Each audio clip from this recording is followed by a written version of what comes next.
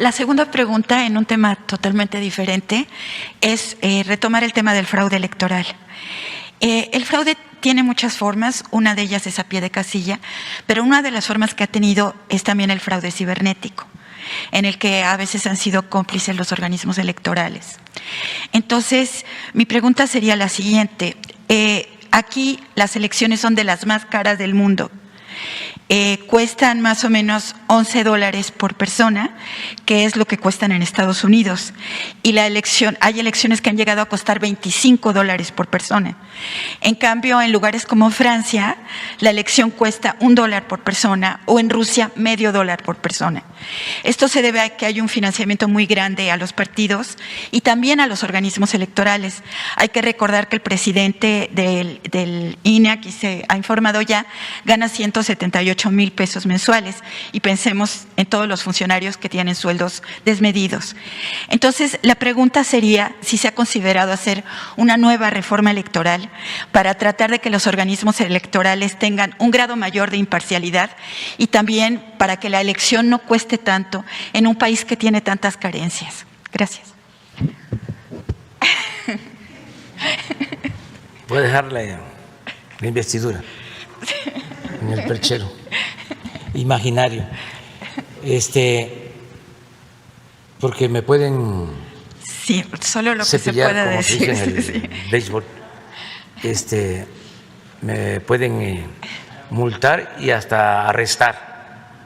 Ok, entonces no. Entonces mejor no. Bueno, que quede ahí. Como diría mi paisano Chicoche, bueno, no, tampoco, no digo nada. Pero sí vamos a tener que seguir hablando de la democracia. Sobre eso no podemos callarnos. Tiene que haber democracia en el país. Se tienen que acabar los fraudes electorales. Es una vergüenza lo que hemos vivido en materia de democracia. Por siglos no ha habido democracia en México. Es de los países del mundo con más atraso en materia de democracia. Es el país con más fraudes electorales en la historia.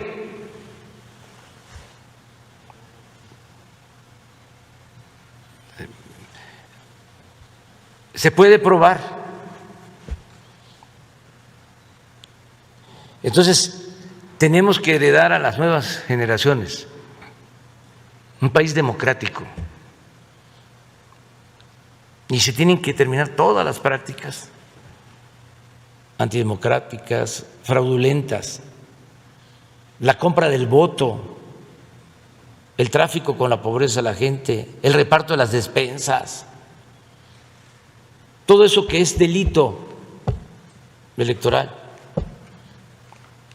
Y todas las formas de fraude, como tú lo mencionas. No solo aplicaban el relleno de las urnas o el acarreo o la entrega de dinero por voto, sino falsificaban actas en los cómputos y últimamente el fraude cibernético, que lo aplicaron en el 2006. Un diplomático que fue embajador, y ese fue su premio, en Washington. Creo que el hijo del que fue rector de la UNAM, Sarucán,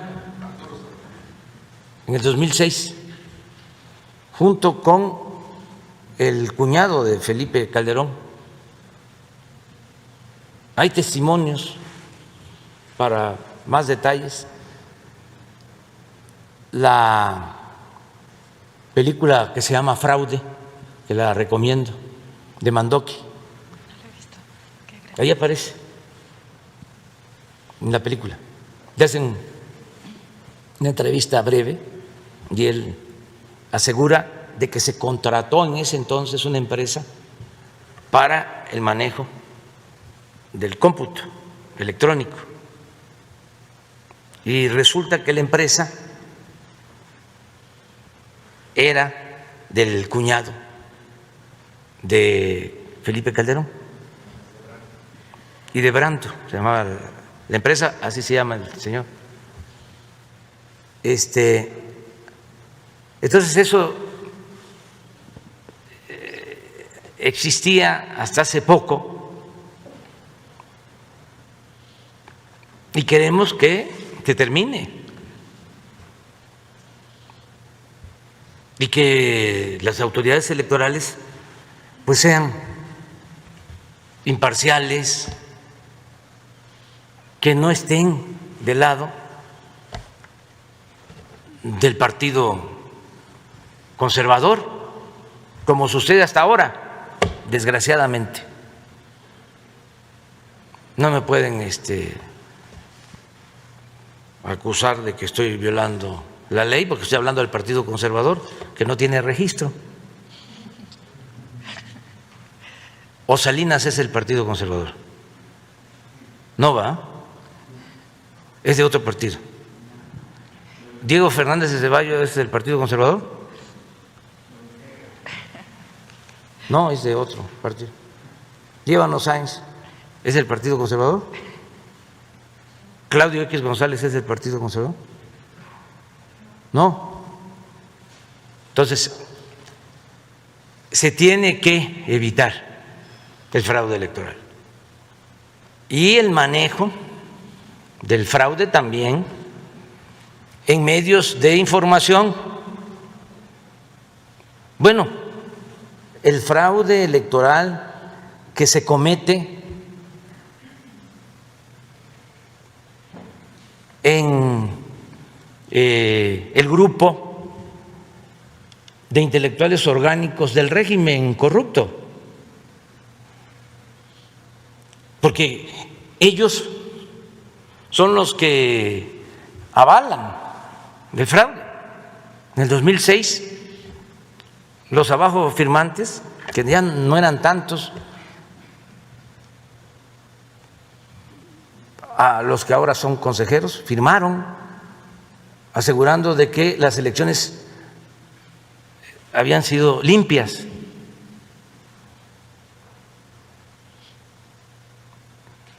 Pero no eran tantos, En ese entonces ese manifiesto, ¿no lo tienes por ahí? Que lo consigas, porque ahí estaba Krause y Aguilar Camín, mande, Woldenberg, todo. Pero ahora estoy sorprendido, como diría mi maestro y paisano finado, el maestro Santamaría, anonadado de que firmaron hace poco otro manifiesto, pero ya son 2.200 intelectuales. ¿De dónde salieron tantos? De Krause y de Aguilar Camín. Nosotros estamos viendo que uno de los problemas del país, parte de la decadencia, fue que todo el grupo de académicos e intelectuales fue cooptado desde Salinas. Fueron muy pocos los que se mantuvieron con independencia durante el periodo neoliberal. La mayoría fue cooptado, desde contratos para empresas editoriales jugosísimos hasta becas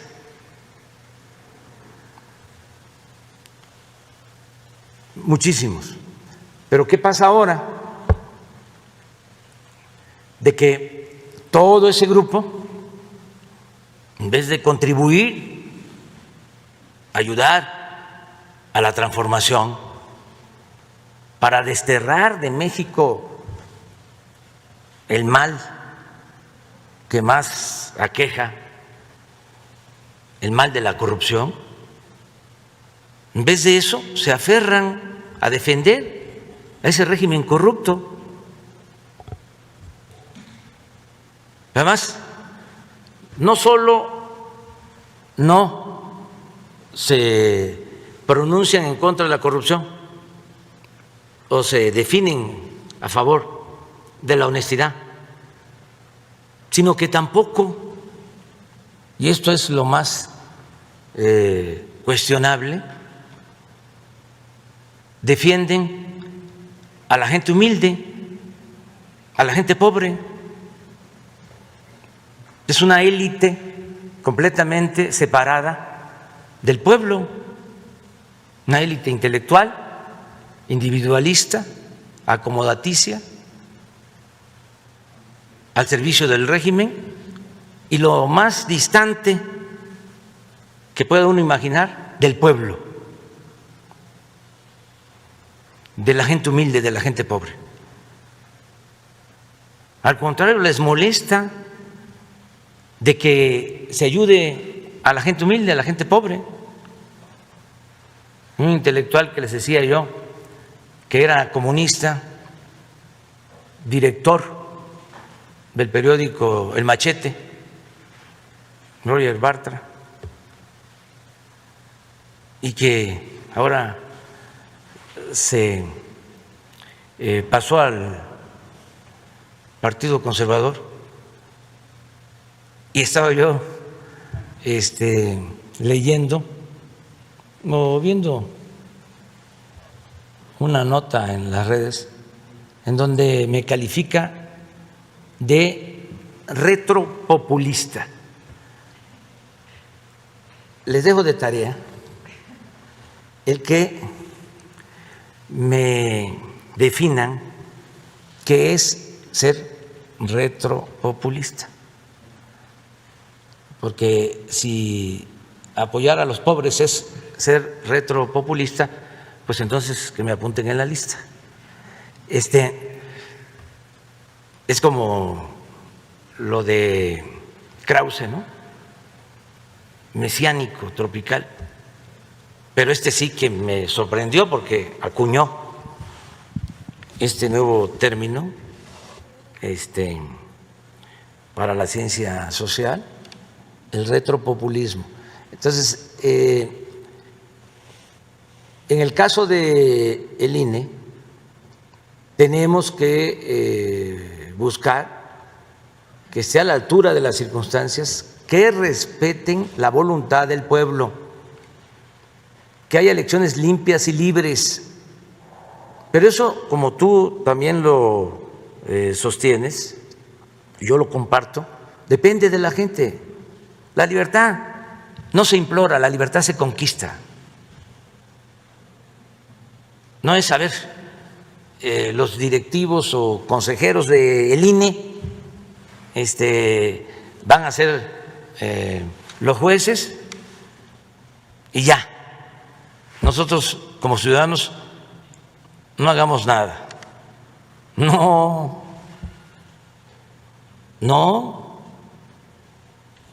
La democracia se garantiza con la participación de los ciudadanos.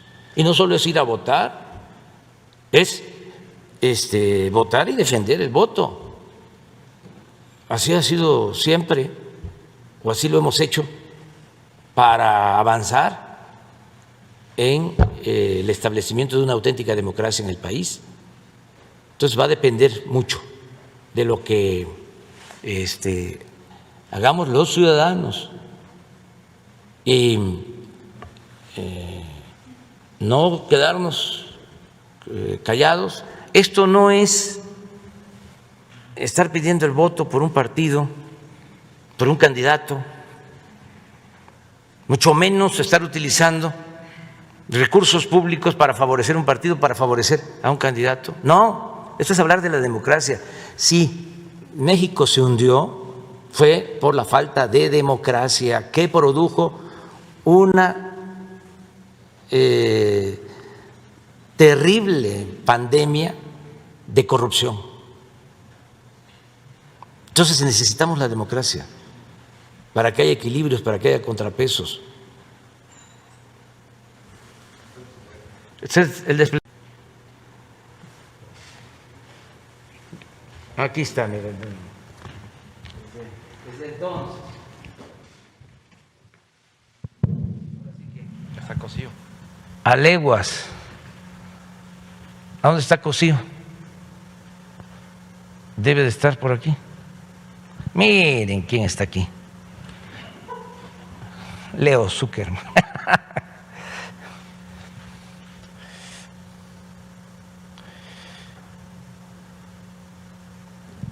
La señora María Amparo Casar.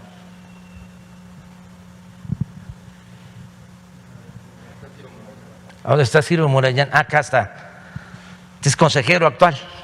Es el que me quiere arrestar. Pero eso es otro asunto. Ellos avalaron el fraude del 2006 y ¿a dónde está Krause? Aquí. Ah, no, también. Papá Enrique Krause, el hijo. No se vayan a sentir ofendidos, Nada más que parte de los cambios es que ahora podemos llevar a cabo este debate. Antes, pues no se podía. Nada más ellos tenían el micrófono, la palabra. Y ahora, en los medios convencionales, predominan, siguen teniendo los espacios, los tiempos. Y les decía yo que en el último manifiesto ya son 2.200, porque en todo el periodo neoliberal esos dos agrupamientos intelectuales, el manejado por Krause y el manejado por Héctor Aguilar Camín, lo acapararon todo. ¿Y qué dejaron? Una intelectualidad conservadora, cooptada, al servicio de una minoría rapaz. Eso es lo que quedó. El otro día estaba yo haciendo un recuento, y ojalá no los vaya a perjudicar, de cuántos intelectuales de renombre, porque pueden haber muchos otros, han asumido una postura consecuente y eran, según mis cálculos, 10. Incluía yo a Elenita Poniatowska, incluía a Lorenzo Meyer, me llevó 2, Enrique Galván, 3. Luego, de los mayores, porque falleció Monsi, falleció Gutiérrez Vega, Chema Pérez Gay, Pitol, este gran escritor que siempre nos ayudó, fallecido, el que escribió Noticias del Imperio, Fernando del Paso, todos ellos nos ayudaron, Arnaldo Córdoba, hasta, bueno, Luis Javier Garrido, todos ellos nos ayudaron. Me acuerdo que en una reunión con ellos se discutió bueno, no lo puedo mencionar, pero el nombre del nuevo movimiento. Y todos ellos opinaron y todo. Bueno, pero nos quedamos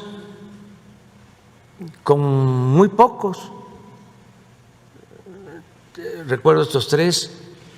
Y luego intermedios. Fabricio Mejía, Pedro Miguel. Les ofrezco disculpas, porque los estoy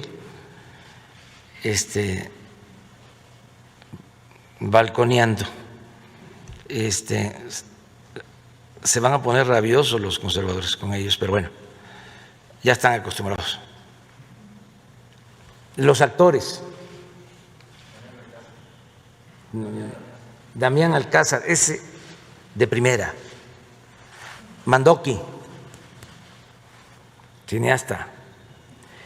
El otro, Bichir, Demín y Bruno, los dos hermanos. Bueno, Epimenio y tres moneros, que además me voy a desquitar de eso.